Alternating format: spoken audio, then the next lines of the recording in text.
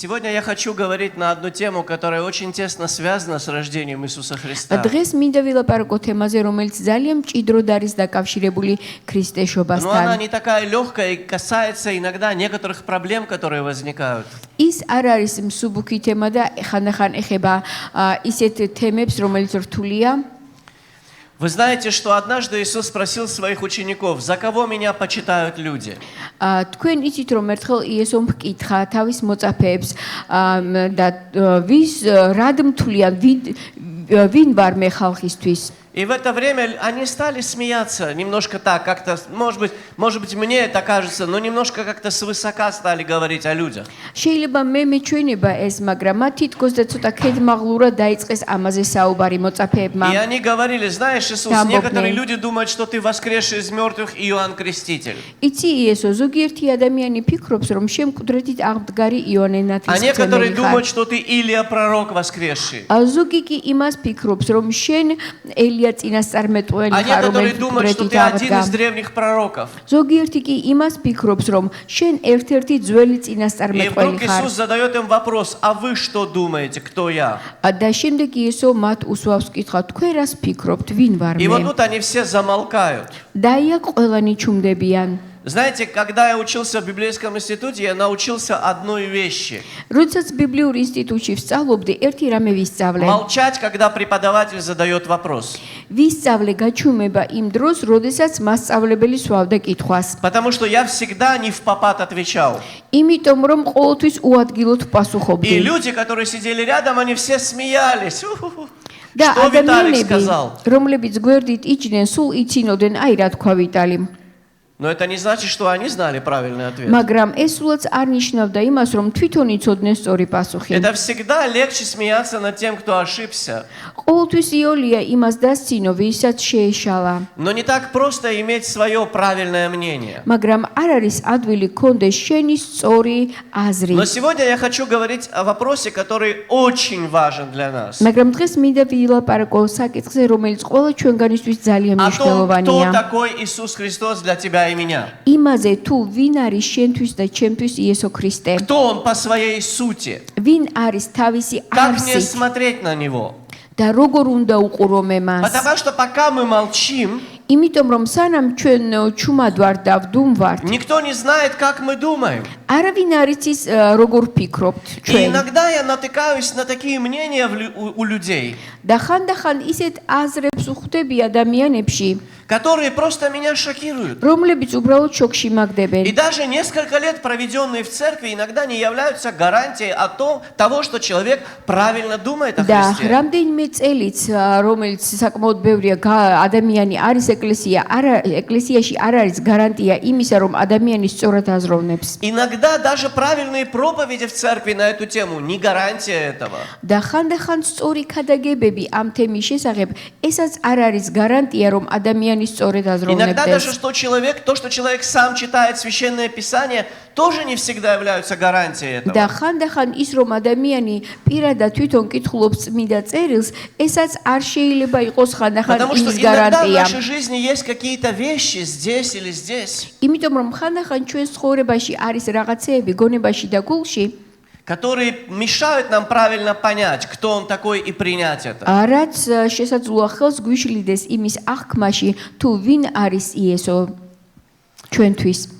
Я хочу об этом сказать, მე მინდა გითხრათ ამის потому что შესახებ. отношение к этим вопросам, იმიტომ რომ დამოკიდებულება ამ საკითხის оно მიმართ определяет твою судьбу в вечности. განსაზღვრავს შენს არსებობას მარადისობაში. И вы знаете, что проблемы с этим, они были у первой церкви сразу же после Да. ее появления. ამ საკითხთან დაკავშირებით პრობლემები გაუჩნდათ პირველ ეკლესიაშივე. У евреев были свои причины для этого, у греков свои причины для этого, язычников. ებრაელებს ჰქონდათ თავისი მიზეზები ამის გამო და სხვა წარმართებს, ბერძნებს და სხვა წარმართებს თავიანთი И მიზეზები. апостолам приходилось эту истину с самых первых шагов церкви защищать. და მოციქულებს უხდებოდათ, რომ ეს ჭეშმარიტება პირველივე ეკლესიის პირველივე ნაბიჯების დროს დაეცვათ. Фактически, защищая эту истину, იცავდნენ რა ამ ჭეშმარიტებას, они защищают тебя. ისინი გიცავენ შენ. Потому что, как я уже сказал, это определяет твое спасение. იმიტომ რომ ეს განსაზღვრავს შენს გადარჩენას.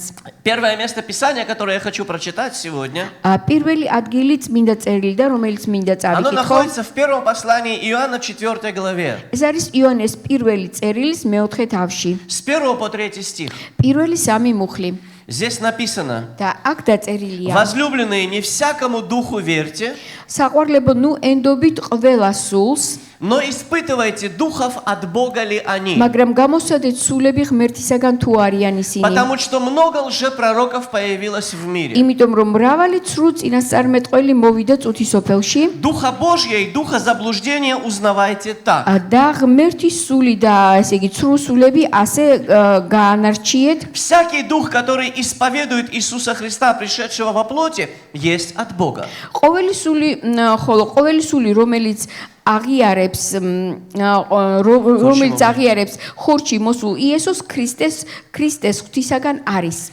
А всякий дух, который не исповедует Иисуса Христа, пришедшего во плоти, не есть от Бога. ხოლო ყოველი სული, რომელიც არ აღიარებს იესოს ღვთისაგან არ არის, არამედ Но это есть дух Антихриста, ეს არის სული ანტიქრისტესი, о котором вы слышали, что он придет и теперь уже в мире. რომლის შესახებაც გსმენიათ, რომ მოვა და ის ახლა უკვე ქვეყნიერებაზეა. Писание говорит: не всякому духу верьте. და წერილი გვეუბნება, რომ ყველა სულს ნუ დაუჯერებთ, ნუ Испытывайте ენდობით. духов. გამოსცადეთ სულები. Ну, когда я был совсем молодой верующий, у нас такие взгляды были на эту тему немножко не всегда правильные. და როდესაც ახალგაზრდა ქრისტიანი ვიყავი, ყოველთვის არ გვქონდა სწორი, ესე იგი, განსჯა ამ საკითხთან Что значит დაკავშირებით. испытывать духов? რას ნიშნავს სულის გამოცდა?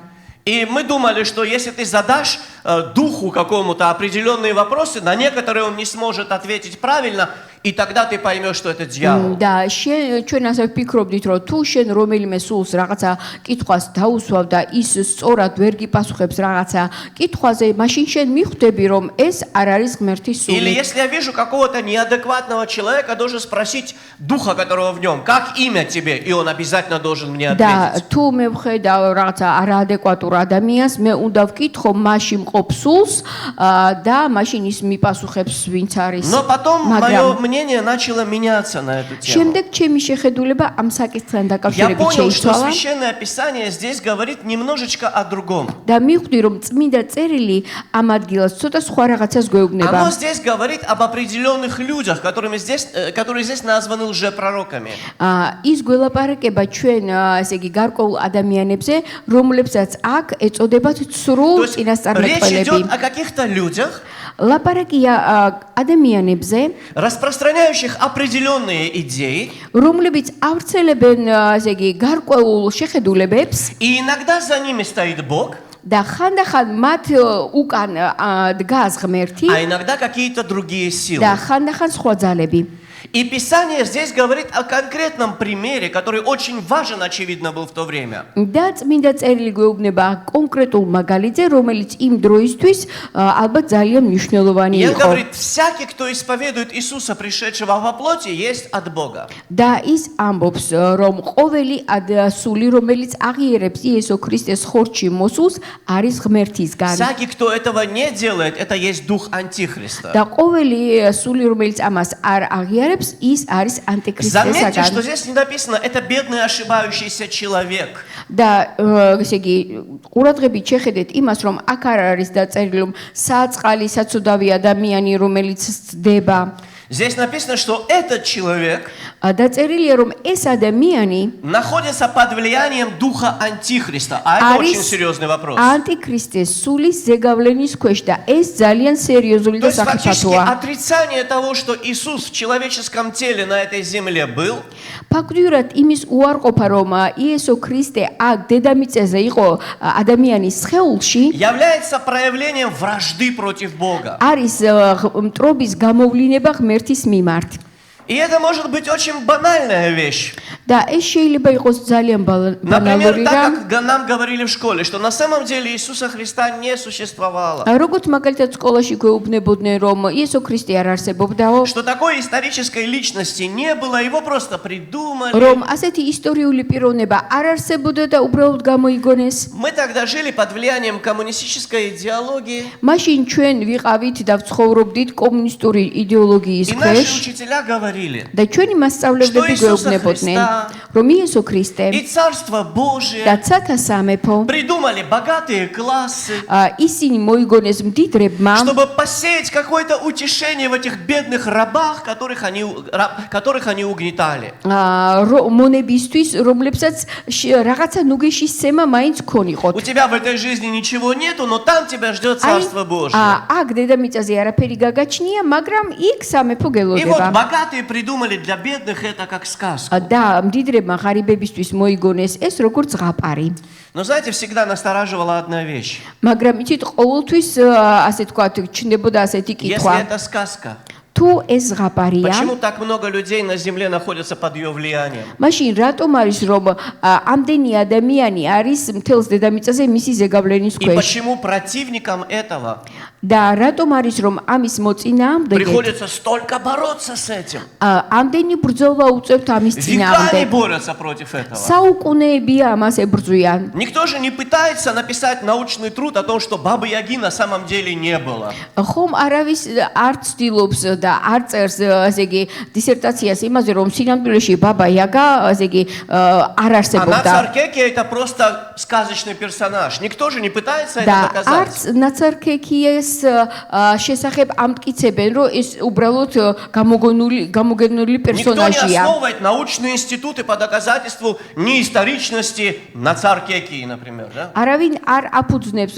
Или Иванушки Дурачка, или кого ინსტიტუტებს იმისათვის რომ რომელიმე ზღაპრის პიროვნება დაამტკიცონ რომ მართლაც გამოგონული Что ზღაპრის золотой рыбки პიროვნება не существует, которая исполняет желание. რომ არც ოქროს თევზი არსებობს რომელიც სურვილებს ასრულებს. Но почему-то с этим люди მაგრამ борются. რატომღაც აი ამას ადამიანები ებრძვიან И потом ты начинаешь понимать, და შემდეგ შენ აცნობიერებ что на самом деле Ром. эта личность существовала в истории. სინამდვილეში ეს პიროვნება იყო ცხოვრობდა И ისტორიაში теперь главный вопрос, кем он был? და ეხლა მთავარი კითხვა ვინ იყო И ის ты потом начинаешь читать книги, და შემდეგ შენ იწყებ წიგნების и კითხვას ты начинаешь читать книги современников, которые упоминают о нем как об და исторической личности. კითხულობ იმ მისი თანამედროვეების ნაწერებს და კითხულობ თუ როგორ წერდნენ მის შესახებ И даже они отказываются воспринимать его просто как человека. და ისინი იმაზეც კი უარს ამბობენ რომ როგორც უბრალოდ ადამიანი აღიქვანის И потом ты получаешь Евангелие. და შემდეგ შენ ღებულობ სახარებას И если ты открыл свое сердце для Бога, თუ შენი გული გახსენი ღმერთისთვის если ты веруешь, თუ შენ გწამს ты начинаешь понимать, кто он на самом деле. შენ აცნობიერებ სინამდვილეში ვინ არის ის Но иногда враг пытается это украсть. მაგრამ ხანდახან მტერი ცდილობს რომ ეს Потому მოგპაროს что это главное, один из главных вопросов იმიტომ твоей რომ веры. ეს არის ერთ-ერთი ყველაზე მთავარი Что საკითხი значит исповедовать Иисуса, пришедшего во плоти? და რას ნიშნავს აღიარო იესო ქრისტე ხორცში მოსული Я спрошу тебя, ты во плоти? მე დაგისვავ კითხვა შენ ხარ Можешь ხორცში себя пощупать? შეგიძლია ხელი У მოიკიდო тебя точно есть плоть? ნამდვილად ხომ გაქვს Хочешь ხეული подойти, если ты сам не уверен, я тебя пощупаю. თუ შენ არ ხარ დარწმუნებული ახლოს მოდი და მე მოგკიდებ Если ხელს моя рука сквозь тебя провалится, значит ты дух. Да. А если я смогу пожать тебе руку, то ты настоящий человек. თუ ჩემი ხელი ასე ვთქვათ ჩაიძირება ისე რომ ხელს ვერ მოგკიდებ და თითქოს სული ხარ სხვა არის მაგრამ თუ შენ იგრძნობ შეხება სულაც არ ყოფილ ხარ Если სული мы больше не спорим о том, являлся ли Иисус Христос исторической личностью, თუ ჩვენ უკვე არ ვკამათობთ იმაზე რომ იესო ქრისტე იყო ისტორიული პიროვნება тогда что значит исповедовать Иисуса, пришедшего во плоти? Что это მაშინ значит? რას ნიშნავს იესო ქრისტეს აღიარება რომელიც მოვიდა ხორცში Все люди пришли во плоти. ყველა ადამიანი არის ხორცში Почему и Иоанн, и Павел в других местах, они подчеркивают эти вопросы? და რატომ არის რომ იონე და პავლე სხვადასხვა ადგილებში ამას უსვავენ ხარს Что Иисус пришел во плоти. იმას რომ იესო ქრისტე მოვიდა ხორცში Что это значит? რას ნიშნავს ეს А значит, это то, ეს კი იმას что ნიშნავს, существуют какие-то ошибочные мнения на эту тему. რომ არის ცდომილი არასწორი შეხედულებები ამასთან В одном დაკავშირებით. случае были люди, ერთ შემთხვევაში იყვნენ ადამიანები, которые думали, что Иисус, Он пришел как бестелесный дух в образе тела человеческого. რომლებიც ფიქრობდნენ, რომ იესო მოვიდა, ესე იგი, ადამიანის მსგავს სხეულში, რომელიც სხეული კი არ იყო, მოჩვენებითი სხეული იყო. И все его страдания, это были образные страдания, და не ყველა მისი настоящие. ტანჯვა ნამდვილი არ იყო. Не было настоящей смерти, не было страданий. არ იყო არც ნამდვილი ტანჯვა და არც Ему не ნამდვილი было больно. სიკვდილი და საერთოდ ტკივილი არ განუცდია. Это просто кажущееся все. ეს ყველაფერი იყო მოჩვენებითი. Были другие люди, იყვნენ სხვა ადამიანები, которые говорили, что Иисус это просто хороший человек, რომლებიც ამბობდნენ, რომ იესო ქრისტე იყო უბრალოდ კარგი ადამიანი, который попытался как-то изменить этот мир. რომელიც შეეცადა, რომ ეს სამყარო რაღაცნაირად К შეეცვალა. сожалению, люди не были готовы к его прогрессивной философии. და სამწუხაროდ ადამიანები არ იყვნენ მზად მისი პროგრესული идеოლოგიის Они მისაღებად его распяли на და кресте, ჯვარზე გააკრეს. он умер, был похоронен, ის მოკვდა და ის იყო а დაკრძალული. его ученики, მისმა მოწაფეებმა კი они не смогли смириться с этим ისინი ამას ვერ შეეგუვნენ и сказали, что он воскрес. და თქვენს რომ ის აღსდგა მკვდრეთით, Но это не он воскрес. მაგრამ თვითონ კი არ აღსდგა Его მკვდრეთით. идеи живут и побеждают, как у Ленина, знаешь? მისი იდეები გაცოცხლდა და ცოცხლობენ დღესაც, როგორც Я ლენინის. полжизни жил под этим лозунгом. Дело Ленина живет и побеждает. მე ნახევარი ცხოვრება ცხოვრობდი ამ ლოზუნგების, ასე ვთქვათ, თანხლებით, რომ ლენინის ასე იგი საქმე ცოცხალია და Ленин იმარჯვებს. жил, Ленин жив, Ленин будет жить, это на домах და писали. სახლებზე წერდნენ, რომ ლენინი ცოცხლობდა, ლენინი ცოცხალია და მარადიულად ცოცხალი იქნება. Мы знаем все, где он лежит. და ყველამ კარგად ვიცით, სადაც წევს. И он не двигается, он спокойно лежит. არ ინძრება, მშვიდად წევს. Он никогда не встанет, только на страшном суде. არასოდეს ადგება, მხოლოდ საშინელი სამსჯავროს დროს აღსდგება. И вот люди тогда говорили некоторые, что Иисус это просто идея такая. და მაშინ ადამიანები ზოგიერთები ამბობდნენ, რომ იესო იყო მხოლოდ კარგი იდეა. Почему это было так? და რატომ იყო ეს ასე? Потому что люди находились под влиянием разных мыслей, იმიტომ რომ ადამიანები იყვნენ სხვადასხვა აზრების ზეგავლენის разных ქვეშ. взглядов. სხვადასხვა შეხედულებების ზეგავლენის ქვეშ. Знаешь, когда я пришел в церковь, у нас была принята одна вещь. როდესაც ეკლესიაში მოვედი, ერთი რამ იყო ჩვენთან მიღებული. Так как мы жили под очень сильным влиянием вот этой коммунистической идеологии, еще каких-то других вещей, იმის გამო რომ ჩვენ ცხოვრობდით კომუნისტური იდეოლოგიის დიდი ზეწოლის ქვეშ და კიდევ სხვა შეხედულებებისა, после нашего покаяния ჩვენი მონანიების შემდეგ и до нашего крещения, და ჩვენს ნათლობამდე, წყალში наши ნათლობამდე, друзья беседовали с нами, ჩვენი მეგობრები გვესაუბრებოდნენ помогая разобраться в наших взглядах. და გვეხმარებოდნენ, რომ ჩვენ შეხედულებებში ჩვენ გარკვეულიყავით. И одна из вещей, которые нас призывали, და ერთ-ერთი რამ რისკენაც ჩვენ მოგვიწოდებდნენ. это во имя Господа Иисуса უფალ Христа იესო ქრისტეს სახელით отречься от всего неправильного, что наполняло мое უარი сердце. გვეთქვა ყველაფერზე, რაც არასწორი იყო ჩვენს გულში. უარი Мне пришлось გვეთქვა. отречься от своих взглядов, убежденности коммунистической, მე მომიწია რომ უარი მეთქვა ჩემი კომუნისტურ შეხედულებებზე. потому что было удивительно, насколько это влияло на мои взгляды. იმიტომ რომ ასე იგი გასაოცარი იყო თუ რა დიდი ზეგავლენა ქონდა ამას ჩემზე. Я, например, верил, что у всех должно быть все поровну. მაგალითად მჯეროდა რომ ყველას ყველაფერი თანაბრად უნდა Но ქონიყო. даже в Евангелии написано, что люди получат разную награду. მაგრამ სახარებაშიც კი წერია პირდაპირ რომ ასე იგი სხვადასხვა ზომის ჯილდოს მიიღებენ Мне, ადამიანები. например, пришлось отрекаться от каких-то оккультных взглядов своих, მე მომიწია უარი მეთქვა ასე იგი ოკულტურ შეხედულებებზე, от каких-то грехов, привязанностей к этим რაღაცა грехам. ცოდვებზე, რაღაცა ცოდვების Я მიჯაჭვულობაზე. просил Бога, чтобы Он освободил меня от ხოვდი этого, ღმერთს რომ ამისაგან чтобы გავენთავისუფლებინე, ничто из этого не мешало мне правильно принять Христа, რომ არაფერს ამას ჩემთვის ხელი არ შეეშალა რომ მე ქრისტეს სწორად правильно მიმეღო понимать Слово Божье. და სწორედ გამეგო ღმერთის სიტყვა. В Колоссянам во 2 главе там есть такие интересные слова. კოლოსელთა მეორე თავში არის საინტერესო სიტყვები. Смотрите, братья, შეხედეთ ძმებო, чтобы кто не увлек вас философией რომ არავინ გაგიტაცოთ ფილოსოფიით и пустым обольщением და ცრუ, ასე იგი, ცდუნებით, по преданию человеческому, ადამიანების გადმოცემების по მიხედვით стихиям этого мира, და ამ ქვეყნიერების სტიქიების მიხედვით а не по Христу. და არა ქრისტეს მიხედვით. Ибо в нем обитает вся полнота божества телесно. იმიტომ რომ მასში არის ღმერთის მთელი ღვთიურობა ხორციელად И вы имеете полноту в нем, და თქვენ გაქვთ სისრულე მასში, который есть глава всякого начальства и всякой власти. რომელიც არის თავი ყოველგვარი ხელმწიფებისა და მართლობისა. Вы знаете, я не имею ничего против философии. მე არაფერი მაქვს საწინააღმდეგო ფილოსოფიისა. Я не хочу сказать, что философия сама по себе зло. მე არ მინდა ვთქვა, რომ თავად ფილოსოფია არის Но ბოროტება что значит это слово? და რას ნიშნავს ეს სიტყვა? Это любовь к мудрости. ეს სიტყვა ნიშნავს სიბრძნის სიყვარულს. И философия, она выражает попытки людей познать этот мир. და ფილოსოფია, ასე იგი, ჩვენ გვაჩვენებს იმას, რომ ადამიანის მცდელობას რომ შეიცნოს სამყარო. Но ты знаешь, как сильно влияет на твое представление об этом мире?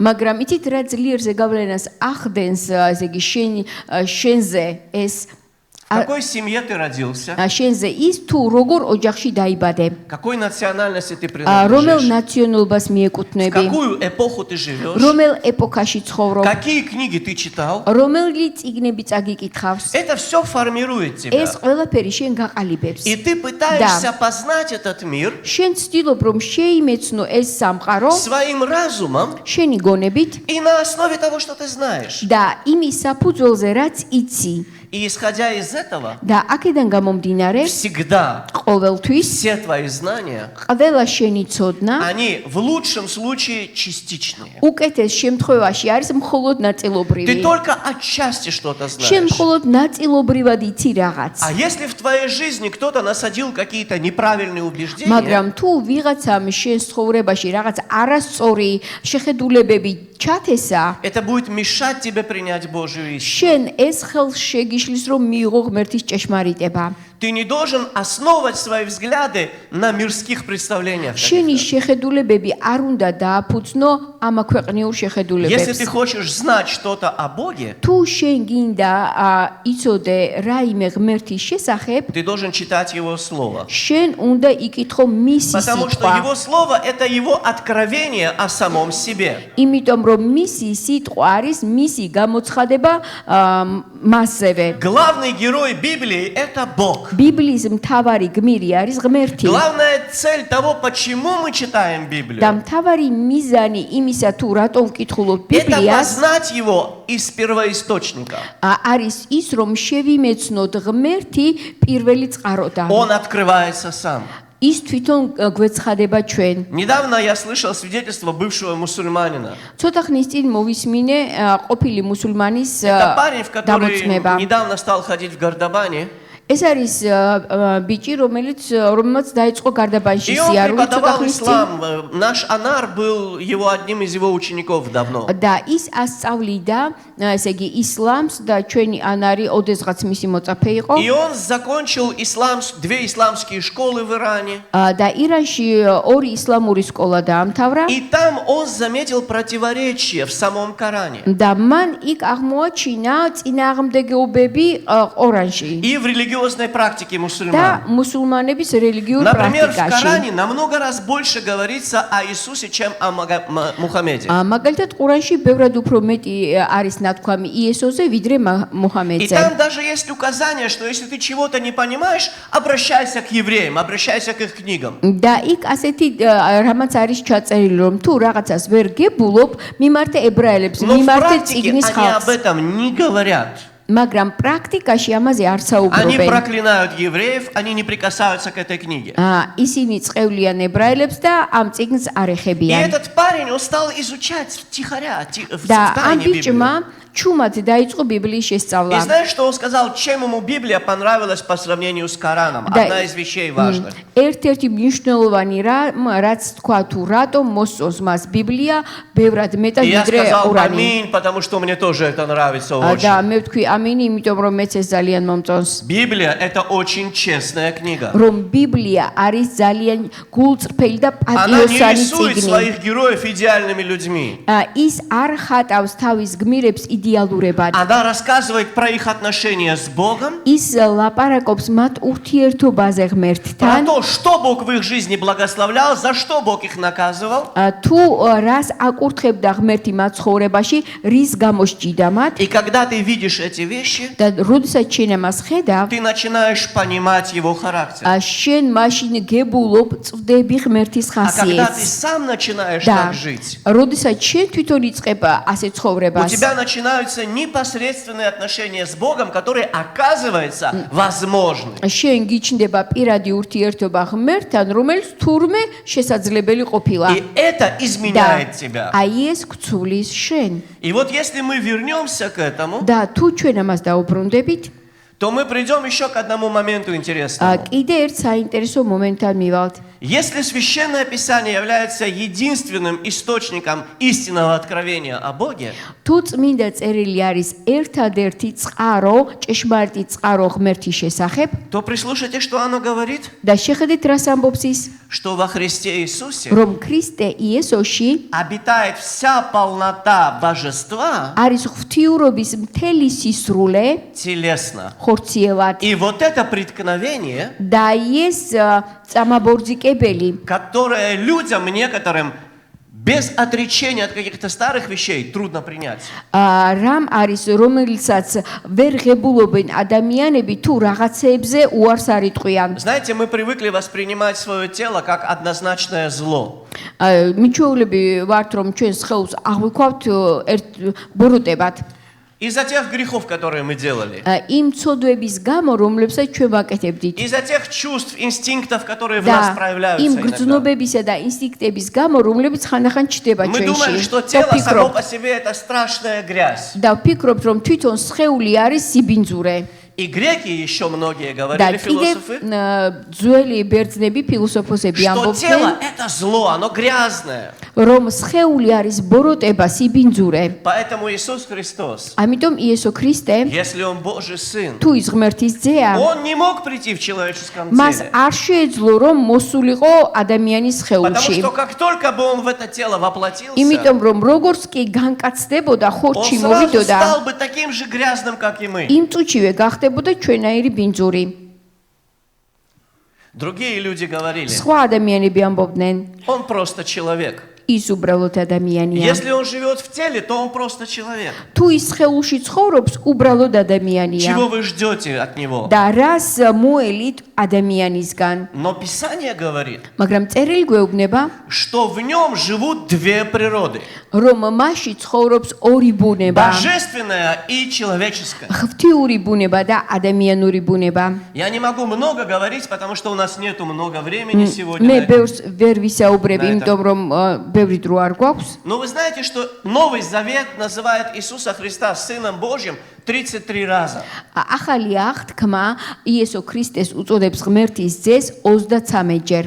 А Сыном Человеческим 53 раза. და კაცის ძე ადამიანის ძეთ 53 раза. 43 И знаете, ჯერ. что интересно? და იცით რა არის საინტერესო? Что Сыном Божьим Иисуса называют другие люди, которые поняли, кто Он такой. რომ ასე კაცის ძეთ ადამიანის ძეთ ეძახიან ადამიანები ღმერთის ძეთ ეძახიან იესოს ის ადამიანები რომლებიც მიხვდნენ ვინ არის იესო Сам Он о себе постоянно говорит, что Он Сын Человеческий. და თავის თავზე ის ყოველთვის ამბობდა რომ ის იყო კაცის ძე И только когда ты эти две вещи примешь, და მხოლოდ მაშინ როდესაც შენ ამ ორივეს მიიღებ Писание говорит, ты будешь иметь в нем полноту. მაშინ გექნება მთელი სისრულე ასე ამბობს Почему წერილი так важно, чтобы эти две природы, они жили в одной личности? Почему нам важно это понимать и верой принять? это? რატომ არის ეს მნიშვნელოვანი და რატომ არის მნიშვნელოვანი იმის გაგება რომ ეს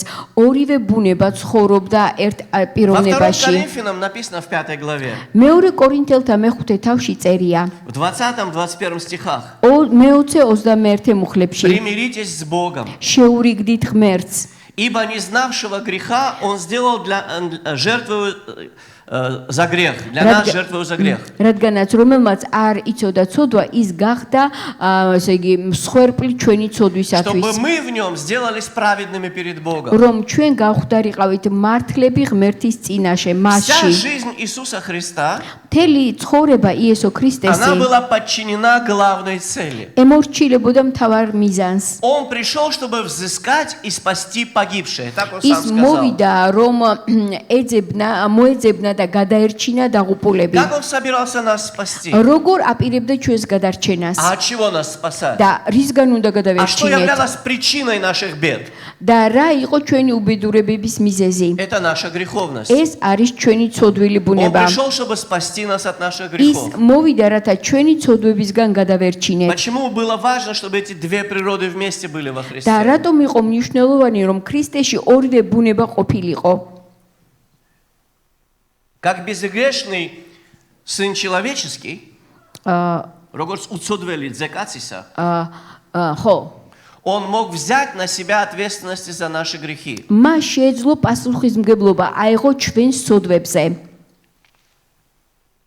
И как Сын Божий, და როგორც ღმერთის ძეს, Он имел право прощать нам эти грехи. მას ჰქონდა უფლება ეპატიებინა ჩვენთვის ეს ცოდვები. Без жертвы за грех ესე იგი, ცოდვისათვის მსხვერპლის გარეშე не бывает прощения. არ არსებობს პატიება. Это говорит Священное Писание. ამას გვეუბნება წმინდა წერილი. Извините, если кто-то думает по-другому. ბოდიშ ვიხდი თუ სხვა ვიღაცა სხვაგვარად ფიქრობს, Но то, что говорит Священное Писание, это гораздо важнее того, что думаю я или ты. მაგრამ იმას, რასაც ამბობს წმინდა წერილი, ბევრად უფრო მნიშვნელოვანია იმაზე, რასაც არ უნდა ფიქრობდეთ თქვენ ან მე. Не может быть, чтобы Бог просто закрыл свои глаза на наши грехи и сказал: ладно, ребята, давайте, закончим. შეუძლებელია, რომ ღმერთმა უბრალოდ თვალები დახუჭოს ჩვენ სოდვებზე, თქვას, ну, არა უშავს, ამაზე საერთოდ აღარ Иногда я ვფიქრობ. видел, как родители в многодетных семьях пытались какой-то конфликт с детьми решить, какую-то проблему. ხანდახან მინახავს ესე იგი, მრავალრიცხოვან ოჯახებში როგორც ცდილობდნენ მშობლები Садятся и კონფლიქტის пытаются გადაჭრას. разобраться, кто из детей врет. და ცდილობდნენ ესე იგი, გამოეძიათ, რომელი ბავშვი Иди იტყუილებოდა. разберись, когда их у тебя 8 человек. მიდი და გაარკვიე 8 ბავშვი რო ყავს. И они сидят, разговаривают, и разговор все интереснее, интереснее. ესაუბრებიან და საუბარი უფრო Чувствую, საინტერესო отец уже ხდება. очень устал, говорит: ладно, все, хватит, закрыли, და идите, все. мама გრძნობს, რომ უკვე აღარ შეუძლია, ძალიან დაიღალ და მორჩა დავხურეთ ეს Больше თემა. так никогда не делайте. Ага. ასე აღარასოდეს მოიქცეთ. Пока ты не разобрался до конца и не наказал, они будут так делать. სანამ შენ ბოლომდე არ გაარკვევ და სასჯელსაც არ დაუწესებ, ისინი ამას გაიმეორებენ. Самое трудное, когда они все врут. ყველაზე ესე იგი რთული მაშინაა, როდესაც ყველა იტყუილება. Тогда вообще очень трудно разобраться. აი მაშინ ძალიან რთულია რამეში გაერკვე. Почему я это говорю сейчас? რატომ ვამბობ ეხლა მე ამას? Потому что мы по იმიტომ, своей რომ натуре, все мы, ჩვენი ბუნებით ჩვენ ყველანი мы родились по плоти грешниками. ჩვენ ხორციელად ცოდვილებად И დავიბადეთ Бог не мог просто закрыть свои глаза на наши грехи. და ღმერთს უბრალოდ არ შეეძლო თვალი დაეხუჭა ჩვენს Вы ცოდვებზე. знаете, сейчас очень много говорят о Боге, какой Он. ეხლა ბევრს ლაპარაკობენ ღმერთზე, თუ როგორია И ღმერთი. очень часто в этих разговорах, суждениях, проповедях и учениях და ძალიან ხშირად ამ საუბრებში, ქადაგებებში, სწავლებებში самой большой проблемой является то, ყველაზე დიდი პრობლემა არის ის, что люди какую-то сторону его характера берут и ее поднимают выше всех остальных. რომ ადამიანები ღმერთის ერთ-ერთ ბუნების მახასიათებელს გამოარჩევენ და მხოლოდ მას აწევენ მაღლა და მას უსვავენ ხაზს. Говорят: Бог есть любовь. და ამბობენ ღმერთი არის Вы можете სიყვარული. на это сказать аминь? Я могу сказать аминь. მე შემიძლია ამაზე Бог ამინის есть თქმა, თქვენ შეგიძლიათ? ღმერთი სიყვარულია. Бог милостивый. ღმერთი მოწყალია. ამინ. Бог долготерпеливый. ღმერთი სულგრძელია. ამინ. Но это все, что мы про него знаем. მაგრამ ეს ყველაფერია, რაც მასზე ვიცით. А еще Писание говорит, что он судья კიდევ праведный. წერილი გვეუბნება, რომ ის არის სამართლიანი მსაჯული. А еще Писание говорит, что он мститель за злое. და კიდევ არის დაწერილი, რომ ის სამაგიეროს მიუძღავს ბოროტს. Он праведный. ის მართალია. И он не может от этой праведности отказаться. ის სამართლიანია და ის უარს ვერ იტყვის თავის Вы понимаете, если სამართლიანობაზე. Бог закроет глаза на грех и согласится с ним, თუ ღმერთი თვალს დახუჭავს ცოდვაზე და დაეთანხმება მას, он перестанет быть Богом. მაშინ ის ღმერთი აღარ იქნება. Он перестанет быть тем, как мы его знаем. ის აღარ იქნება ის ღმერთი, რომელსაც ჩვენ ვიცნობთ. Тогда весь мир летит в тьму. მაშინ მთელი სამყარო ჩაიძირება სიბნელეში. Но этого никогда не случится. მაგრამ ეს არასოდეს მოხდება. И мы должны знать Бога полностью, как Он და есть. ჩვენ სრულიად უნდა, მთლიანად უნდა ვიცნობ და И Его ღმერთს. справедливость, она требовала, чтобы грех был наказан. მისი სამართლიანობა მოითხოვდა იმას, რომ ცოდვი საფასური ყოფილიყო Но გაღებული. Его любовь хотела нас спасти. მაგრამ მის სიყვარულს უნდოდა ჩვენი И გადარჩენა. поэтому Он сам совершил это და спасение. ამიტომ მან თვითონ აღასრულა ეს გადარჩენა. Когда ангел пришел к Марии, როდესაც ანგელოზი მივიდა მარიამთან, когда он стал говорить с ней, что будет в ее жизни, что она родит сына, როდესაც მივიდა და დაელაპარაკა, რომ ის შობდა ძეს, Мария сказала, я даже еще не замужем. მარიამ უთხრა, მე გათხოვილიც კი არ Как ვარ. это может быть? როგორ არის ეს И Писание შესაძლებელი? говорит, ангел сказал, Дух Святой найдет на тебя. და ანგელოზმა უთხრა, სული წმინდა მოგაჩრდილავ შენ. И тогда рожденное Да, от тебя Машин. святое назовется Сыном Божьим. და მაშინ შენგან დაბადებული წმინდას ეწოდება ღმერთის ძე. Он Сын Божий и Сын Марии. ის არის ღმერთის ძე და მარიამის Вы ძე. знаете, это восходит еще к самой древней истории в Библии. ეს ჯერ კიდევ მიდის ბიბლიურ ესე იგი ისტორიასთან, რომელიც დასაბამიდან იყო Когда Адам и დასაწყისში. Ева согрешили в Эдемском саду, როდესაც ადამა და ევა შესწოდეს когда Бог ედენის ბაღში, разговаривал с ними, როდესაც ღმერთი მათ ესაუბრებოდა, они все стрелки друг на друга переводили. ისინი სულ ერთმანეთზე მიუთითებდნენ. Адам сказал, ადამა უთხრა, это сделала она. ეს მან გააკეთა. Она сказала, это сделал змей. ევა უთხრა, ეს გველმა გააკეთა. Вы знаете, никто не остался без наказания. იცით, არც ერთი არ დარჩენილა სასჯელის გარეშე. Но змею Бог сказал очень интересную вещь. მაგრამ ასე იგი გველს ღმერთმა ძალიან Он საინტერესო რამ უთხრა. сказал, что положит вражду მან უთხრა, რომ ის მტრობას ჩამოაგდებდა между его потомками и потомками женщин.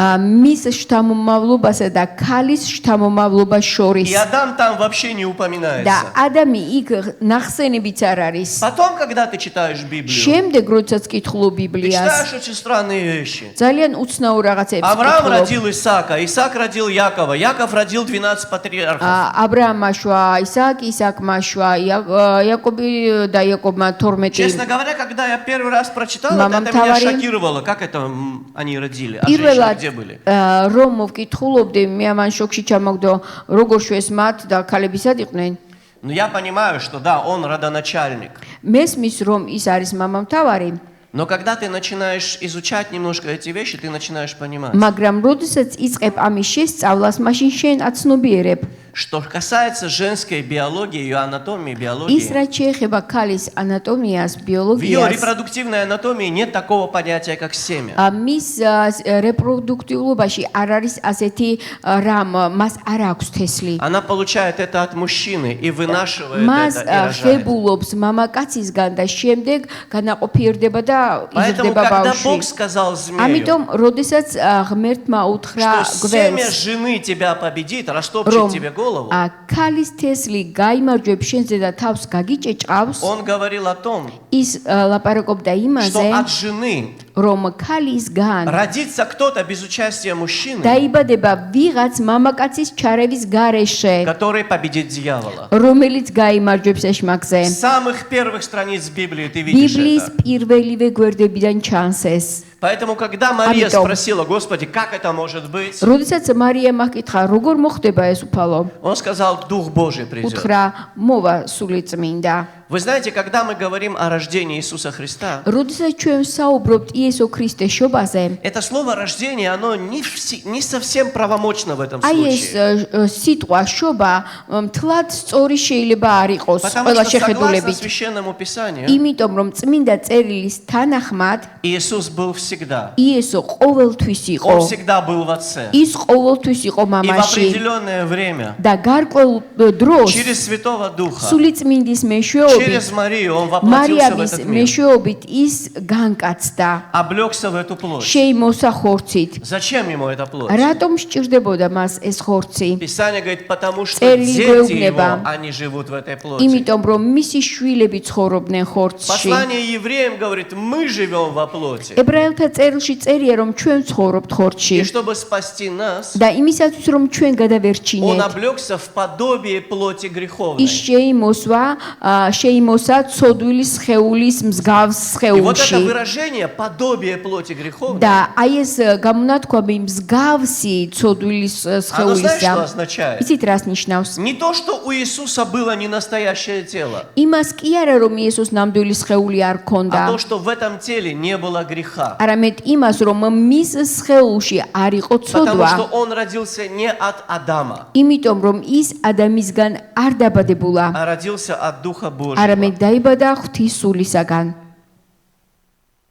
Как безгрешный человек, როგორც უცოდველი ადამიანი он взял на себя наши грехи. მან აზიდა ჩვენი ცოდვები Как святой Бог, როგორც წმინდა ღმერთმა Он мог нам их простить. მან გვაპატია ჩვენი ცოდვები Когда я это говорю, я вспоминаю одну историю из Нового Завета. როდესაც ამას ვამბობ ესე იგი ახალი აღთქმიდან ერთ ისტორიას ვიხსენებ С одной стороны, очень оптимистичную, с другой стороны, очень печальную. ერთი მხრივ ის ოპტიმისტურია მეორე მხრივ ძალიან სამწუხარო Зависит от того, на кого ты будешь смотреть в этой истории, на ком ты выставишь акценты.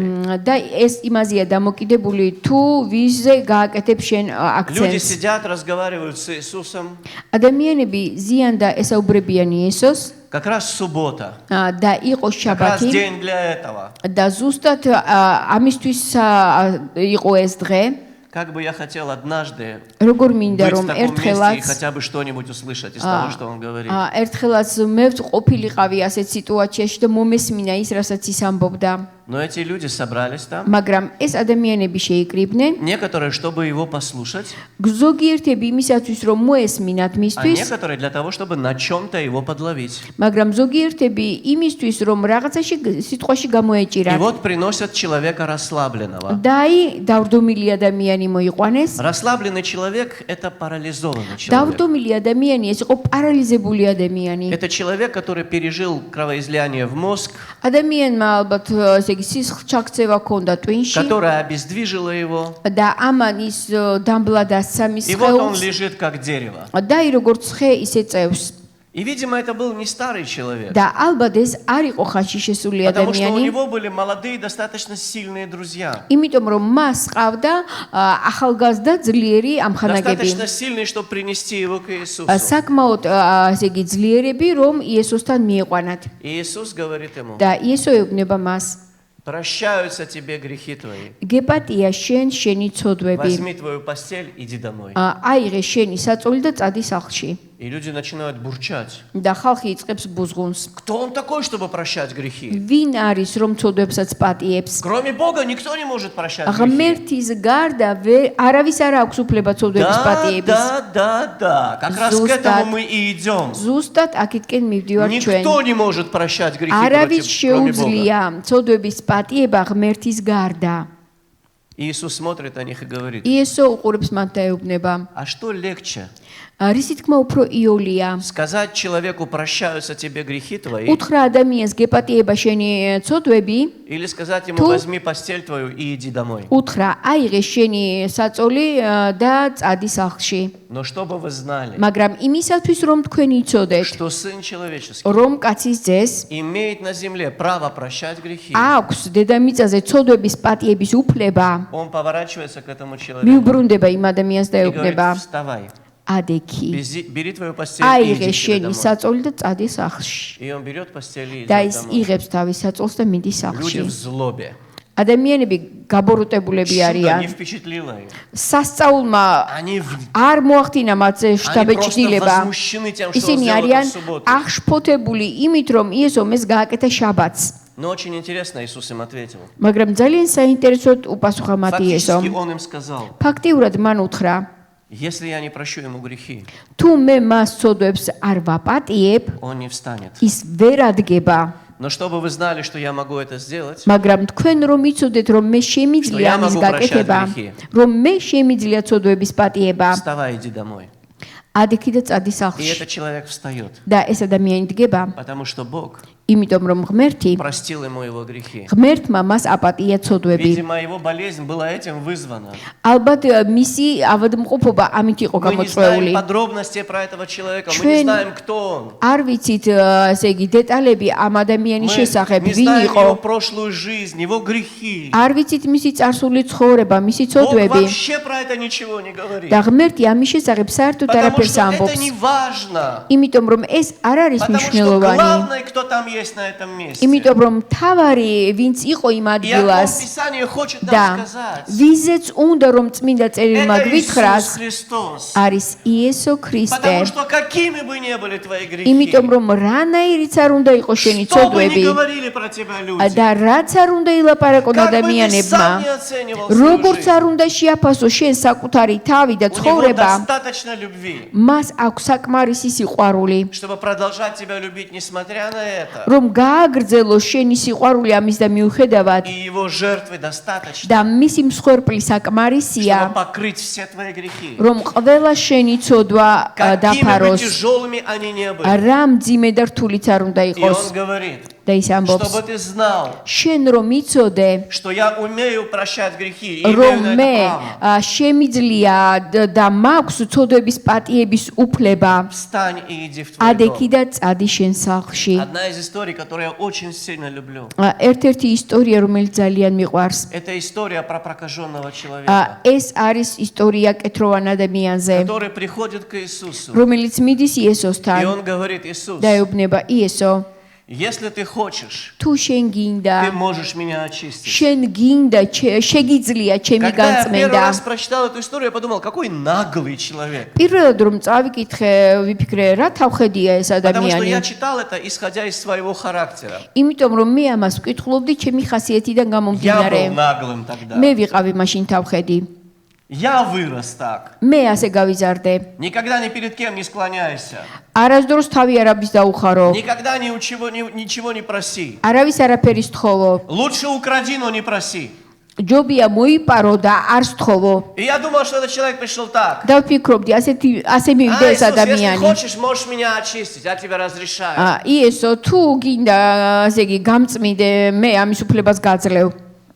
Когда я начал меняться сам, როდესაც მე თვითონ დავიწყე შეცვლა, когда я столкнулся с вещами в своей жизни, которые я сам не мог изменить, როდესაც მე, ასე ვთქვათ, შევეჩეხე ისეთ რაღაცებს ჩემ ცხოვრებაში, რიში შეცვლაც მე არ შემეძლო с вещами, из-за которых я плакал перед Богом. და ისეთი რაღაცეები იყო, რის გამოც ღმერთის წინაშე И ვტიროდი говорил, Иисус, და я ვამბობდი, ничего не могу с этим сделать. Пожалуйста, помоги мне. იესო, მე ამას ვერაფერს ვერ უხერხებ და ძალიან გთხოვ და მეხმარე. Я понял, что მე имел в виду მივხვდი, этот человек. რა ჰქონდა მხედველობაში იმ Он კეთროვანს. пришел к Иисусу и ის сказал, მივიდა იესოსთან და უთხრა, я знаю, что ты можешь меня очистить, მე ვიცი რომ შენ შეგიძლია ჩემი განწმენდა, но я не знаю, хочешь ли ты это сделать. მაგრამ არ ვიცი გინდა შენ ამის გაკეთება თუ არა. И Иисус сказал, და იესომ უთხრა, хочу. მინდა. И не просто сказал, და უბრალოდ კი არ он უთხრა, прикоснулся к человеку, შეეხო ადამიანს, к которому никто давно не прикасался. რომელსაც კარგა ხანი არავინ შეხებოდა. Родственники говорили, отойди подальше. ნათესავები ებუდნენ, რაც შეიძლება შორს Соседи говорили, წადი. там есть место далеко от города, все такие, как ты, там должны быть. მეზობლები ეუბნებოდნენ, ისეთ ადგილას წადი, რომელიც თქვენთვის არის შორს. Закон говорил, что ты должен вот так завязать себе рот и кричать «нечист, нечист», чтобы издалека Да. люди обходили тебя стороной. ჯული იმას ამბობდა, რომ პირით სახეც უნდა ეხვია და ხმამაღლა ეყვირა, რომ უწმინდური იყო, რომ არავინ მიჰკარებიყო. И он пришел к და Иисусу. ის მივიდა იესოსთან, Потому что так жить дальше не мог. იმიტომ რომ ასე ცხოვრება აღარ შეეძლო. И он сказал, я не Да знаю, утра. хочешь ты это или нет. მე არ ვიცი შენ გინდა თუ არა Но я знаю, ეს, что ты можешь это. მაგრამ მე ვიცი რომ შენ ეს შეგიძლია. Иисус сказал, я этого хочу. და იესო უთხრა მე И он მინდა прикоснулся к этому და человеку. შეეხო ამ ადამიანს И этот человек исцелился. და ეს ადამიანი განიკურნა. Когда я читаю все эти истории, როდესაც მე ვკითხულობ ყველა ამ знаешь, ისტორიას, что я узнаю? იცით რას ვგებულობ? Я узнаю великую любовь Божью. მე ვგებულობ ღმერთის დიდ სიყვარულს. Я знаю его отношение к человеку. მე ვხედავ მის დამოკიდებულებას ადამიანის Но მიმართ вместе с этим я понимаю, და ამასთან ერთად მე что მესმის, эта любовь повела Ром. Иисуса на крест, აი ამ სიყვარულმა იესო ჯვარზე აიყვანა, чтобы эти грехи искупить. რომ გამოესყიდა ეს ცოდვები. Он не мог просто забыть про них. ის უბრალოდ ცოდვებს ვერ დაივიწყებდა. Он очистил нас, искупил მან нас. გავწმინდა, გამოგვისყიდა И Писание говорит, და წერილი გვეუბნება, беспрекословно велика благочестие რომ тайна. უცილობლო დიდია ეს საიდუმლო. Если ты если ты хочешь быть благочестивым человеком, თუ შენ გინდა იყო ღვთისმოსავი ადამიანი, то есть если ты хочешь быть Божьим человеком, თუ შენ გინდა იყო ღმერთის ადამიანი, очищенным, освященным, свободным, განწმენდილი, თავისუფალი, ты должен услышать то, что здесь написано. შენ უნდა მოისმინო ის, რაც აქ Здесь დაწერილია. сказано несколько вещей, которые являются основанием для перемены в нашей აქ жизни. წერია ისეთი რამ, რაც არის საფუძველი ჩვენი ცვლილებებისა. Первое. Პირველი. Бог явился во плоти. რომ ღმერთი მოვიდა ხორცში. Написано, оправдал себя в духе. და დაწერილია რომ ის გამართლდა სულში. Он явил свою праведность, он не оправдывался перед кем-то. თავი კი არ გაიმართლა, მან გამოავლინა თავისი Он სიმართლე. показал свою внутреннюю праведность, свою чистоту, святость. თავისი სიწმინდე, თავისი შინაგანი სიმართლე გამოამჟღავნა. Он показал себя ангелом после своего воскресения. თავისი აღდგომის შემდეგ წარსდგა ანგელოზების Он წინაშე. проповедан в народах. ის იქადაგება ერებში. Он принят верою в мире. ის არის რწმენით მიღებული И он წუთისოფელში вознесся в славе. და ის ამაღლდა დიდებით.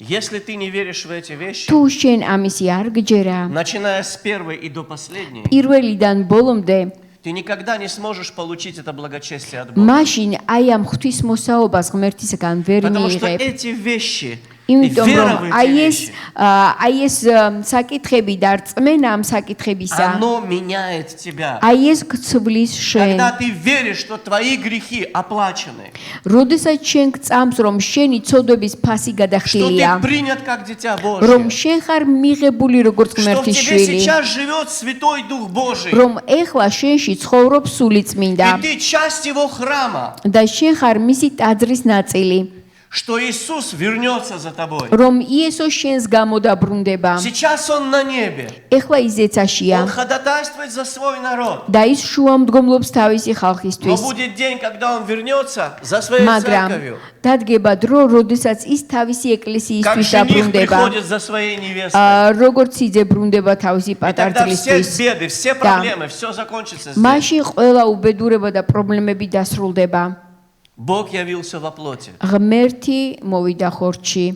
Человеческому разуму это трудно принять. ადამიანის გონებისთვის ამის მიღება რთულია. Ты знаешь, я видел некоторых людей, მე მინახავს ადამიანები, у ზოგიერთი, которых были какие-то барьеры внутри них. რომლებსაც ჰქონდათ გონებაში ბარიერები, Настолько сильные барьеры. იმდენად ძლიერი, Они не могли принять эту мысль, что Иисус Христос – это Бог, пришедший в человеческом теле. რომ ისინი ვერ ღებულობდნენ იმ ჭეშმარიტებას, რომ იესო ქრისტე იყო ხორცში В მოსული то время ღმერთი. как Священное Писание много раз об этом говорит. მიუხედავად იმისა, რომ წმინდა წერილი ძალიან ბევრს გველაპარაკება ამის И не только შესახებ Новый Завет, და кстати არა сказать. მხოლოდ ახალი აღთქმა. Эти люди испытывали такие мучения, ეს ადამიანები ისეთ ტანჯვას განიცდიდნენ просто не будучи в состоянии верой это принять. და არ შეეძლოთ რომ რწმენით ეს მიეღოთ. Братья и сестры, დებოდა ძმებო, есть вещи, которые очень трудны для понимания человеческим разумом. არის რაღაცა საკითხები, რომელიც ძალიან ძნელად მისაღებია ადამიანის И გონებისთვის. поэтому Бог нам дал способность, которая называется вера. და ამიტომ ღმერთმა ჩვენ მოგცა უნარი, რომელსაც ქვია Я верю, წმენა. потому что Бог так сказал в своем მე слове. წამს, იმიტომ რომ ღმერთმა ასე თქვა თავის У меня нет სიტყვაში. источника надежнее, чем Слово Божье. მე არ მაქვს წყარო უფრო საიმედო ღმერთის У меня, в სიტყვაზე. принципе, вообще нет других источников. და მე საერთოდ სხვა წყარო არც ამაქვს. Ты знаешь, однажды я читала про один диспут между атеистом и верующим человеком. ერთხელ მე წავიკითხე დისპუტზე, რომელიც იყო ათეისტსა და მორწმუნე ადამიანის შორის. И атеист сказал, как ты веришь в то, что в Библии написано, что кит проглотил Иону? და ათეისტმა უთხრა, როგორ გჯერა შენ, რომ ბიბლიაშია დაწერილი, რომ ვეშაპმა ჩაყლაპა იონა. И этот человек сказал, და ამ ადამიანმა если უპასუხა, бы в Библии было написано, что Иона проглотил кита, я бы в это поверил. ბიბლიაში რომ ყოფილიყო დაწერილი, რომ იონამ გადაყლაპა ვეშაპი, მე ამასაც დავიჯერებდიო. Потому что это священное იმიტომ რომ Писание. ეს არის წმინდა წერილი. Была одна бабушка, которая за все говорила слава Богу, слава Богу, слава Богу. იყო ერთი ბებია, რომელიც ყველაფერზე იძახდა დიდება ღმერთს, დიდება И на ღმერთს. работе у нее сделали такой диспут специально для нее. Собрали და комсомольцев. მის სამსახურში მისთვის მოაწყეს ესე დისპუტი, კომკავშირლები შეკრიბეს, И лектор говорил Да, о лектория амბობდა. глупости священного Писания. რომ წმინდა წერილი იყო უგუნური წიგნი. И он взял за пример исход евреев из египетского рабства. და მან გამოიყენა ეს ადგილი, როდესაც ებრაელები გამოდიოდნენ ეგვიპტის И он говорит, მონობიდან Черное море – это болото, где вода по колено. და ის ამბობდა, რომ წითელი ზღვა арисო ჭაობი, სადაც წყალიო მუხლებამდე მოდისო. მეწამური წითელია. Ну, есть Красное море, есть еще там какие-то болота были. იყო იქ რაღაცა ესე იგი И ჭაობებიც. там, говорит, вода по колено, как они могли там утонуть?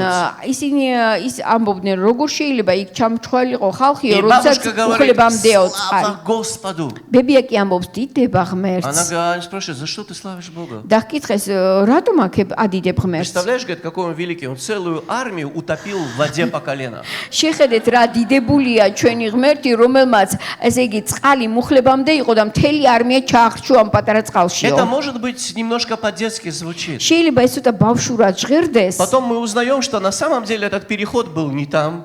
და შემდეგ გავიგეთ, რომ ისტორიულად ეს გადასვლა იმ ადგილას არ Он მომხდარა был как раз через самое море. და ეს გადასვლა მოხდა იმ ადგილას, სადაც იყო ეს მეწამური ზღვა. И там до сих пор на одной стороне стоит столб, откуда они вышли из этой воды, Да. который Соломон поставил.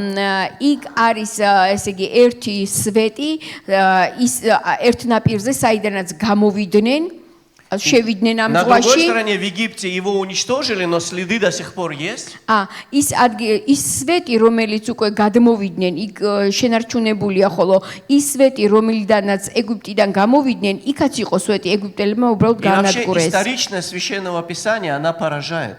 და საერთოდ გვაუცებს ის, რომ ისტორიკოსების, ასე იგი, ძალიან, ასე იგი, პოულობენ ბევრ ისტორიულ Вы знаете, что დამოწმებებს многие археологи ბიბლიაში. делают свое открытие, основываясь на Священном Писании. და ბევრი არქეოლოგი თავის აღმოჩენებს აკეთებს იმის გამო, რომ ეფუძნება ბიბლიას. Чтобы не говорить долго, я скажу так. ბევრი რომ არ ვილაპარაკო გეტყვით. Мы можем доверять Священному Писанию на 100%. ჩვენ შეგვიძლია ვენდოთ წმინდა წერილს И где ты 100%. не можешь своим разумом что-то принять. და სადაც შენი გონებით რაღაცას ვერ ღებულობ, Не начинай искать какие-то альтернативные точки зрения. რაღაცა ალტერნატიულ შეხედულებებს ძებნას კინო დაიწყებ. Не слушай таких же неверующих проповедников, которые все это по-другому объясняют. ნუ მოусმენ იმ ურწმუნო მოქადაგეებს, რომლებიც სხვაგვარად ახსნიან ამას. Помолись, скажи, Господи, открой мне это, ილოცე და пожалуйста. უთხარი ღმერთო, ამიხსენი ეს. Но не искажай Слово Божьего. მაგრამ ნუ დაამახინჯებ ღმერთის Просто в სიტყვას. угоду своему разуму, который не все может შენი принять. გონების საამებლად, შენი ყურის საამებლად, ნუ დაამახინჯებ ღმერთის სიტყვას. Я хочу напомнить вам две крайние вещи, исходящие из этого. მე მინდა შეგახსენოთ ორი უკიდურესობა, რომელიც აქედან გამომდინარეობს. Священное Писание წმინდა говорит, წერილი ამბობს, что люди, которые Ром. отрицают божественность Христа, ადამიანები, რომლებიც უარყოფენ ქრისტეს ღვთიურობას, либо его телесность, ან ის რომ ის მოვიდა სხეულში, это люди, которые действуют в духе Антихриста. ისინი არიან ადამიანები, რომლებიც ანტიქრისტეს სულით არიან Иногда я მავლები. слышу о таких людях ხანდახან მე ვისმენ ასეთ ადამიანებზე отзывы христиан. отзывы Отзывы христиан. და ქრისტიანების ესე იგი გამონათქვამები Они ამ говорят, мы не ადამიანების все მიმართ. слушаем от него. და ჩვენ ყველაფერს არ უსმენთ, რასაც ეს всё ადამიანი принимаем от ამბობს. него. ჩვენ ყველაფერს არ ვღებულობთ ამ Но ადამიანისგან. если о человеке написано в მაგრამ Священном თუ Писании, ადამიანზე წმინდა წერილში არის что დაწერილი, думающий так человек является под влиянием, находится под влиянием духа რომ Антихриста, ადამიანი, რომელიც ასე ფიქრობს, არის ანტიქრისტეს სულის ზეგავლენის ქვეშ, я бы был осторожен в მე принятии ფრთხილად чего бы то ვიქნებოდი, ни было от него. რომ ამ ადამიანისგან საერთოდ რაიმე მიმეღო. Я не сяду за самый шикарный стол, მე არ მიუჯდები ძალიან კარგ სუფრას, если я буду знать, что только в одной тарелке яд. მაშინაც კი თუ მეწოდინება რომ მხოლოდ ერთ თეფში არის შხამი. Я вообще не сяду за такой стол. საერთოდ ასეთ მაგიდასთან არ Поэтому, დავჭდები. если люди проповедуют лжеучение, და ამიტომ თუ ადამიანები ცრუს სწავლებას ქადაგებენ подвергая сомнению основные истины და Священного Писания, ეჭქვეშ აყენებენ წმინდა წერილის ასე იგი მთავარ საფუძვლებს, я не хочу от них слышать ничего, მე მათგან ერთი სიტყვის გაგონებაც არ как бы მინდა. красиво это ни звучало. რა ამაზადაც არ უნდა ჟღერდეს Но ეს. давай скажем вторую сторону этого. მაგრამ მოდით მეორე მხარეზეც ვისაუბროთ. Тоже одно из любимых моих мест Священного Писания. კიდევ ერთი ადგილი, რომელიც ძალიან მიყვარს წმინდა Первое წერილში, послание Иоанна, 5 глава. იონეს პირველი წერილის მეხუთე თავი. Здесь написано, имеющий Сына Божьего имеет жизнь. ვისაც ყავს ღმერთის ძე, მას აქვს სიცოცხლე. Не имеющий Сына Божьего не имеет ვისაც жизни. არ ყავს ღმერთის ძე, მას არ აქვს მარადიული Это სიცოცხლე. написал я вам, ეს მოგწერეთ მე თქვენ, верующим во имя Сына Божьего, ღმერთის ძის სახელით მორწმუნეებს, чтобы вы знали, რათა თქვენ იცოდეთ, что веруя в Сына რომ Божьего, გწამთ რა ღმერთის ძისა, вы имеете жизнь თქვენ вечную. გაქვთ მარადიული სიცოცხლე. В какого Сына Божьего? რომელი ღვთის ძე, О котором тот же Иоанн რომელზეც თავად იოანე ამბობს в предыдущей главе წინა თავში говорит, და ამბობს, пришедшего во плоти. რომელიც მოვიდა ხორცში. Сына Божьего, пришедшего во ღმერთის плоти. ძე, რომელიც მოვიდა ხორცში. Братья и сестры, დებუდაცმებო, Христос родился ქრისტე იშვა в человеческом теле. ადამიანის სხეულში, Мать держала его на руках, დედას ხელში ეჭირა, но это был Сын Божий. მაგრამ ის იყო ღმერთის ძე. Когда они принесли его в храм, როდესაც ტაძარში მიიყვანეს, через 30 дней, чтобы посвятить Господу, 30 დღის შემდეგ რომ უბლისათვის მიეძღვნათ, там был один человек იქ იყო ერთი по ადამიანი, имени Симон, სიმონი. и он пророчествовал матери. და მან უწინასწარმეტყველა Он დედას, сказал, вот лежит здесь აი он, ის აქ წევს на восстание и падение многих в Израиле.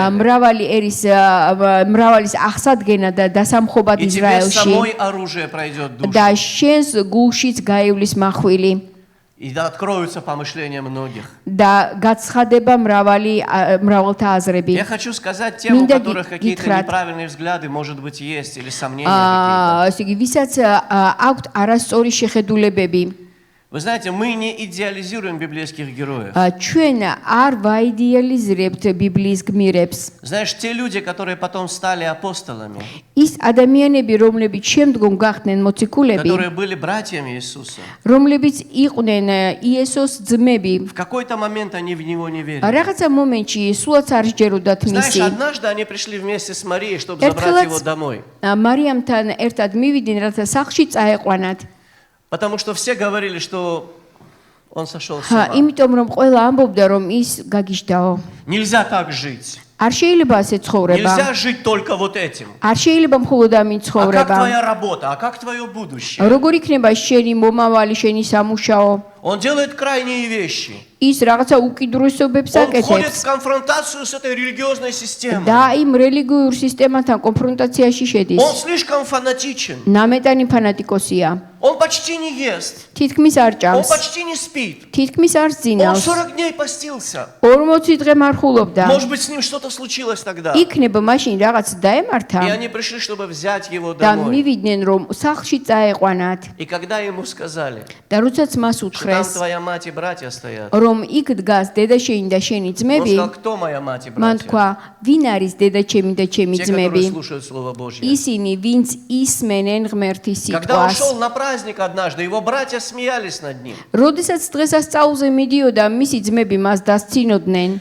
Но когда он воскрес из мертвых, მაგრამ როდესაც ის აღსდგა Мария მკვეთრით, и все они, მარიამი და ძმებიც, они были в ყველანი этой горнице среди 120 იყვნენ человек, იმ 120 ადამიანთა შორის, რომელიც ზედათვალში იყვნენ на которых сошел Святой Дух. და რომლებზეც გადმოვიდა სული წმინდა И они стали, многие из них და стали апостолами. მრავალი მათგანი გახდა მოციქული. И Мария всю свою Да. жизнь посвятила на служение Господу. მარიამმა მთელი თავისი ცხოვრება Почему я მიუძღვნა это ღმერთის говорю? მსახურებას. რატომ ვიძახი ამას? Сомнения ეჭვები – это не приговор. არ არის განაჩენი, Но ты ищи Бога. მაგრამ შენ ეძებე ღმერთი. Даже такие люди, как Мария и братья Иисуса, они в какой-то момент сомневались. ისეთი ადამიანებიც კი, როგორც მარიამი და მისი ძმები, მათ ჰქონდათ ეჭვები იესოს შესახებ, Но потом Бог дал им веру, მაგრამ შემდეგ ღმერთმა მათ მისცა რწმენა, развеял их сомнения. გაუფანტა ეჭვები, Они видели силу Божью. მათ იხილეს ღმერთის Они ძალა, испытали благодать Божью. მათ განიცადეს ღმერთის И მადლი были людьми, которые готовы были для этого жить и умереть. და იყვნენ ადამიანები, რომლებიც ცხოვრობდნენ და მზად იყვნენ ამისათვის მომკვდარიყვნენ. Поэтому, если у Амитом. тебя есть какие-то сомнения, თუ გაქვს რაღაცა ეჭვები, не упорствуй в этом. ნუ გაჯიუტდები ამაში. Не пытайся эти сомнения распространять. ნუ ეცდები რომ ეს ეჭვები განავრცო, Помолись გავრცელო. ილოცე ღმერთის Попроси წინაშე. его. სთხოვე მას Скажи, Господь, откройся და мне. უთხარი, უფალო, გამომეცხადე. Я хочу знать Тебя так, как о Тебе говорит მინდა Писание. ისეც გიცნობდე, როგორც Я хочу წერილშია. уверовать до конца, მინდა Господи. რომ ბოლომდე გირწმუნო ღმერთო. Я хочу принять то, Მინდა какой Ты есть на самом деле. მიგიღო ისეთი, როგორიც ხარ И სინამდვილეში. в конце скажу одно და место. ბოლოს ერთ ადგილს Из გეტყვით. той 7 главы Евангелия от Иоанна, где описывается, как Иисус пришел на праздник. იოანეს სახარების მეშვიდე თავიდან როგორ მივიდა იესო Он დღესასწაულზე. сказал, кто жаждет, თქვა, приди ко мне и пей. ვისაც წყურია, მოვიდეს ჩემთან და შესვას. И кто верует в меня так, как говорит Писание, და ვისაც ჯერა ისე, როგორც დაწერილია у წერილში, того из чрева потекут реки მისი живой воды. მუცლიდან იდინებენ ცოცხალი წყლის Если მდინარეები. ты хочешь быть благословением, თუ შენ გინდა იყო კურთხევა, если ты хочешь, чтобы сила Божья проявлялась в твоей თუ жизни, შენ გინდა რომ ღმერთის ძალა გამოვლინდეს შენ верь ცხოვრებაში, в Иисуса так, как о нем говорит ისე Священное Писание. გწამდეს იესო ქრისტე, როგორც წერილშია დაწერილი. Попроси его помочь тебе. სთხოვე მას რომ დაგეხმაროს Попробуй отречься от всяких неверных взглядов. და შეეცადე და უარყავი ყოველი არასწორი აზრი Ты увидишь, что он сделает в твоей და жизни. შენ დაინახავ რას მოიმოქმედებს Ищи უფალი შენ его ცხოვრებაში. პირადად ეძებე უფალი, Ищи его постоянно. ეძებე გამუდმებით. И знаешь, что произойдет? და იცით რა მოხდება? Писание говорит, что всякий ищущий находит.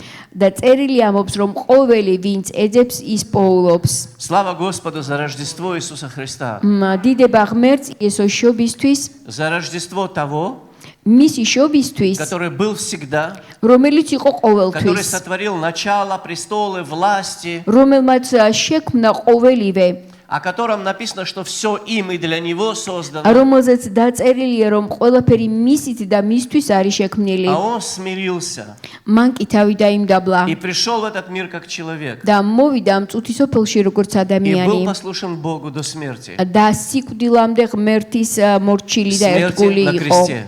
ჯვარზე чтобы сегодня სიკვდილამდე, ты мог რათა иметь вечную жизнь. დღეს შენ გქონდეს მარადიული Потому что სიცოცხლე. Иоанн говорит, იმიტომ რომ იოანე ამბობს, Что сейчас, რომ веруя ეხლა в Сына Божьего, გვაქვს რა რწმენა ღმერთის ძის ты სახელით, имеешь жизнь ჩვენ вечную. გვაქვს მარადიული Не будешь სიცოცხლე. иметь, а ты уже эту კი жизнь არ имеешь. გექნება, არამედ უკვე გაქვს И ეს пока ты მარადიული веришь в Иисуса, как სიცოცხლე. о нем говорит და Писание, იქამდე სანამ შენ გექნება რწმენა, ისეთი როგორც ბიბლიაშია, ты будешь иметь жизнь вечную. შენ გექნება მარადიული И სიცოცხლე потом ты уйдешь, და შემდეგ შენ წახვალ и ты увидишь все, во что ты და верил. ყველაფერს იხილავ, რისიც გწამდა. Господь да благословит вас, дорогие. ღმერთმა გაკურთხოთ Давайте ძვირფასებო. встанем для молитвы. მოდი წამოდგეთ ლოცვისთვის.